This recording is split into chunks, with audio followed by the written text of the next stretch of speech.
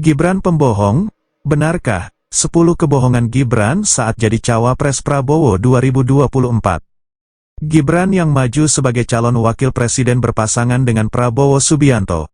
Pada Pilpres 2024, dia adalah anak haram konstitusi yang diloloskan lewat pamannya yaitu yang ketua MK. Gibran mulai sosialisasi ke masyarakat dengan bagi-bagi sembako, uang dan susu. Namun Gibran selama sosialisasi sering kesleo lidahnya dalam mengucapkan kosakata, yang bisa sangat fatal jika dipraktikkan oleh masyarakat yang mendengarnya. Gibran ini sering mengucapkan hal-hal yang tidak sesuai fakta atau menyampaikan sesuatu dengan bohong. Kami merangkum kebohongan Gibran saat setelah resmi menjadi calon wakil presiden sampai selesai debat cawapres tanggal 22 Desember tahun 2023. 1. Bermaksud mengucapkan asam folat untuk ibu hamil, namun diucapkan asam sulfat. Pengucapan tersebut tidak hanya sekali namun 2 kali pada acara yang berbeda. Ibu hamil disarankan minum asam sulfat, maka yang minum akan berakibat fatal sampai meninggal dunia, karena asam sulfat adalah bahan untuk membuat bom. Mari simak video berikut ini dari sumber CNN. Nanti kalau sudah menikah, sudah hamil, harus dicek yodium, asam sulfat ini memenuhi enggak. Nanti kalau sudah melahirkan, anaknya harus dicek juga. 2. Mengucapkan program pembagian susu dan makan gratis sudah dinikmati lebih dari 400 juta anak. Ini juga fatal, karena penduduk Indonesia baru mencapai 270 juta orang. Apakah yang dimaksud itu adalah program yang sudah jalan di 76 negara? Mari simak video berikut ini. Ya, ini memang banyak yang nyinyir ya. Tapi Bapak Ibu harus tahu program makan siang gratis dan susu gratis ini sudah ada di 76 negara. Dan sudah dirasakan manfaatnya oleh lebih dari 400 juta anak. Jadi ini bukan program yang mengada-ngada. Jadi ke depan untuk menuju Indonesia emas harus kita siapkan juga generasi emasnya. Anak-anak yang sehat, pintar. Itu kuncinya.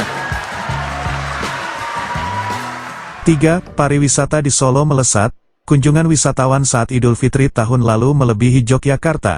Kenyataannya kunjungan wisatawan ke Jogja sebanyak 1,65 juta wisatawan, sedangkan kunjungan ke Solo hanya sebanyak 337,725 wisatawan. 4. Bantuan dari pusat yang dikucurkan ke Solo lebih besar saat FX Rudi jadi wali kota. Kenyataannya dibantah FX Rudi. Dia itu ngawur, ngomong tidak pakai data, bantuan tetap lebih besar saat Gibran sebagai wali kota. Mari simak video berikut ini. Perbedaannya jauh no Mbak. Saya 5 tahun baru 2 tahun kok.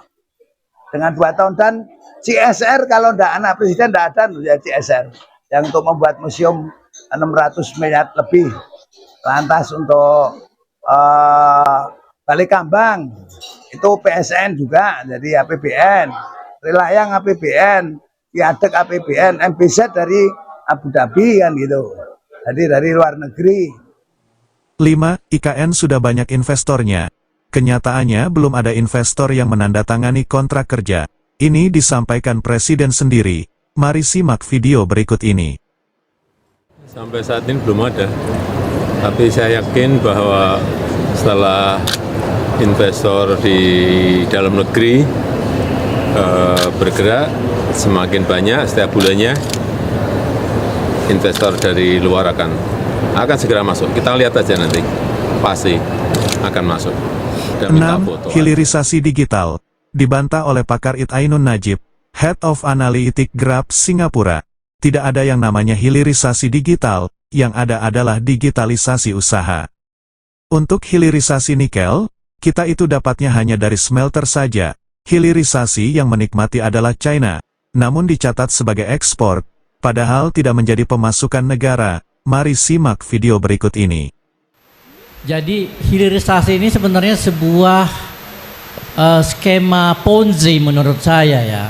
Dalam arti gini, kalau kita lihat yang namanya perusahaan-perusahaan smelter dari luar negeri, itu kebanyakan dari Cina, datang ke Indonesia, lalu kemudian membeli dengan sangat murah, nikel kita yang diambil dari tambang, kemudian mereka olah, lalu kemudian mereka ekspor dibawa ke Cina.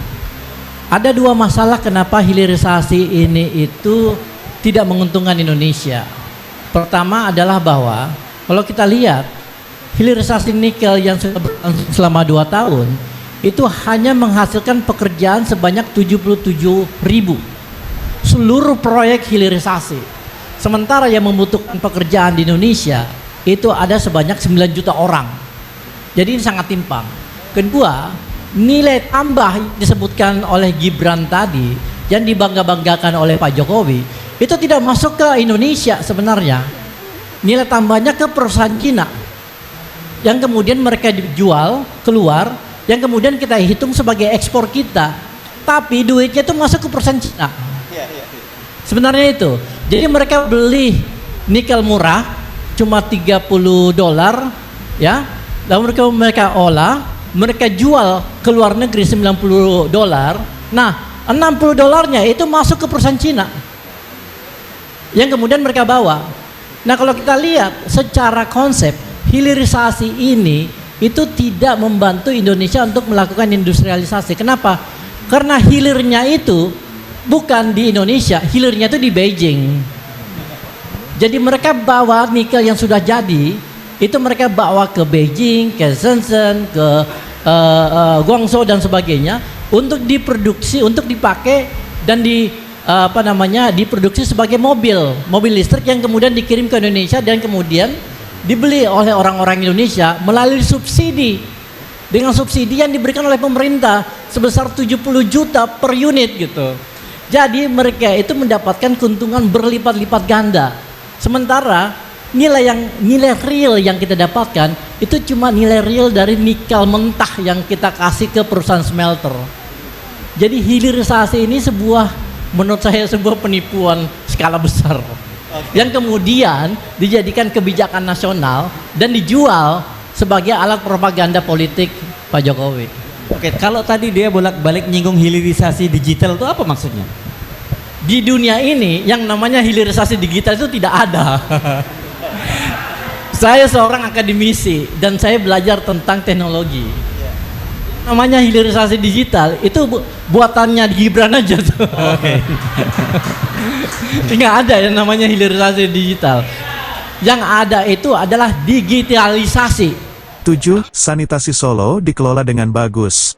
Pada kenyataannya masyarakat bantaran Bengawan Solo kesulitan air bersih, sanitasi buruk, sumur tercemar. 8. Solo menjadi kota maju. Pada kenyataannya Solo menjadi kota termiskin di 6 kota Jateng, yaitu Solo 9,4%, Magelang 7,75%, Salatiga 5,14%, Semarang 4,56%, Pekalongan 7,59% dan Tegal 8,12%. 9. Solo menjadi kota maju. Pada kenyataannya PDB Solo 6,25% kalah dengan Boyolali 6,3%. Pengangguran Solo 4,58% kalah dengan Wonogiri yang hanya 1,92%. 10. Menyebut SGIE, State of the Global Islamic Economy, Indonesia menduduki peringkat 10. Kenyataannya Indonesia pada posisi keempat. Faisal Assegaf menyatakan bahwa Gibran menyebut Indonesia berada di peringkat 10 pada SGIE. Jelas sangat ngawur dan kebohongan publik, tidak sesuai dengan data resmi yang dirilis Kementerian Perindustrian.